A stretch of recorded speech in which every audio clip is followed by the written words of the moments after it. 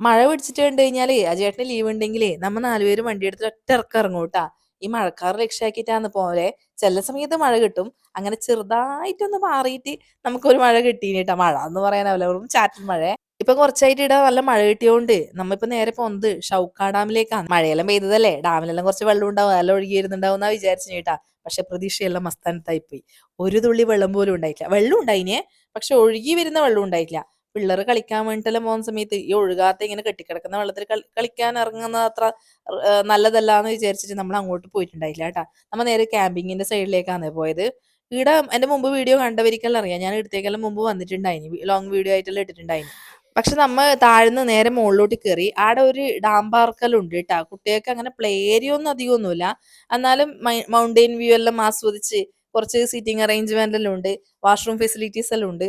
അവിടെ ഇരുന്നിട്ട് നമുക്ക് കുറച്ച് സമയം ടൈം സ്പെൻഡ് ചെയ്യാം. ഈ തണുപ്പായി കഴിഞ്ഞാൽ ഞാൻ ഏടെ പോകുന്ന സമയത്തും എന്റെ ബാഗിൽ ഒരു ഫ്ലാസ്ക് കട്ടൻ ചായ വെക്കും കേട്ടോ, നല്ല പുതിനയിലെല്ലാം ഇട്ടിട്ടുള്ള കട്ടൻ ചായ വെക്കുവേ.